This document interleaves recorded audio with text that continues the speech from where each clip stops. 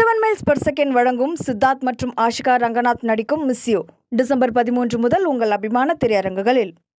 நடிகர் அல்லு அர்ஜுனை police arrest பண்ணது சியான் விக்ரமோட 63வது படம். செல்வராகவன் டைரக்ட் பண்ண போற அவரோட அடுத்த படம். இதை பத்தி எல்லாம் இன்னைக்கான சினிமா அப்டேட்ஸ்ல பார்க்கலாம் வாங்க.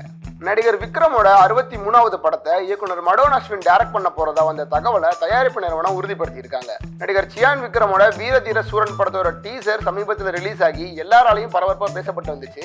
இந்த படம் 2025 ஜனவரி மாசம் ரிலீஸ் ஆகும்னு படக்குழு அறிவிச்சிருந்த நிலையில விக்ரமோட அடுத்த படத்தை மண்டேலா மாவீரன் படங்களோட டைரக்டரான மடோன் அஸ்வின் டைரக்ட் பண்ண போறதா சாந்தி டாக்கீஸ் தயாரிப்பு நிறுவனம் அறிவிச்சிருக்காங்க. நடிகர் அல்லு அர்ஜுனை ஹைதராபாத் போலீஸ் கைது பண்ண சம்பவம் பரபரப்பை ஏற்படுத்தி இருக்கு. டிசம்பர் 4ஆம் தேதி ஹைதராபாத்ல புஷ்பாட்டோட ஸ்பெஷல் ஷோ பார்க்க வந்த பெண் ஒருத்தவங்க தியேட்டருக்கு அல்லு அர்ஜுன் வந்ததால ஏற்பட்ட கூட்ட நெரிசல்ல சிக்கி இறந்து போயிருந்தாங்க.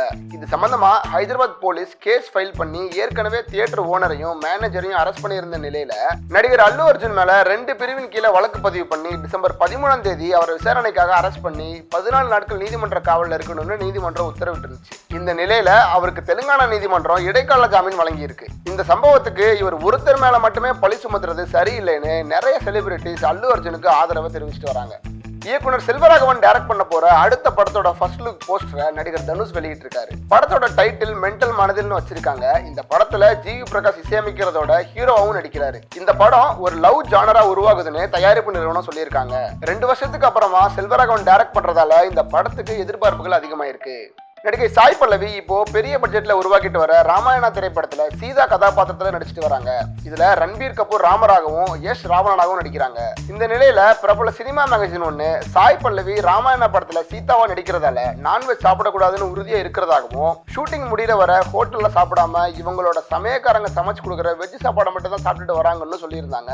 இதை பார்த்த சாய் பல்லவி என்னை பத்தி பரப்பப்படுற புரளிகளுக்கும் பொய்யான செய்திகளுக்கும் இதுவரைக்கும் நான் அமைதியா தான் இருந்திருக்கேன். ஆனா இனிமேலும் என்னை பத்தி இது மாதிரி தவறான செய்திகளை யாராச்சும் பரப்புனா அவங்க மேல சட்ட ரீதியாக நடவடிக்கை எடுப்பேன்னு சாய் பல்லவி ரொம்ப ஸ்ட்ரிக்டா சொல்லியிருக்காங்க. நடிகர் விஜயகாந்த் அவர்களுடைய 2வது பையனான சண்முக பாண்டியன் நடிச்ச படைத்தலைவன் படத்தோட ட்ரெய்லரை இசையமைப்பாளர் அனிருத் வெளியிட்டு இருக்காரு. இசைஞானி இளையராஜா இசையில சண்முக பாண்டியனோட 3வது படமா உருவாயிருக்கிற இந்த படத்தை டைரக்டர் யு அன்பு இயக்கி இருக்காரு. யானைகளை மையமா வச்சு உருவாயிருக்கிற இந்த படம் கூடிய சீக்கிரம் வெளியாகும்னு படக்குழு அறிவிச்சிருக்காங்க. கருடன் படத்தில் நடிச்சு தமிழ்ல பிரபலமான உன்னி முகுந்தன் நடிப்புல உருவாயிருக்கிற மார்கோ திரைப்படத்துக்கு சென்சார் போர்டு ஏ சர்டிபிகேட் கொடுத்திருக்காங்க. ஹனீஃப் அதானி டைரக்ட் பண்ணிருக்கிற இந்த படத்தோட டீசர் சமீபத்தில் ரிலீஸ் ஆகி இருந்துச்சு. டீசரை பார்க்கும்போதே படத்துல அதிகமான வைலன்ஸும் ஆக்ஷன் சீக்வன்ஸும் இருக்கும்னு நல்லாவே தெரிஞ்ச நிலையில இந்த படம் டிசம்பர் 20ஆம் தேதி ரிலீஸ் ஆக இருக்கிறது குறிப்பிடத்தக்கது. இது மாதிரி நிறைய சினிமா அப்டேட்ஸ்க்காக தினமணி சேனலை சப்ஸ்கிரைப் பண்ணிக்கோங்க. அடுத்த வீடியோவில் சந்திக்கிறேன். நன்றி, வணக்கம்.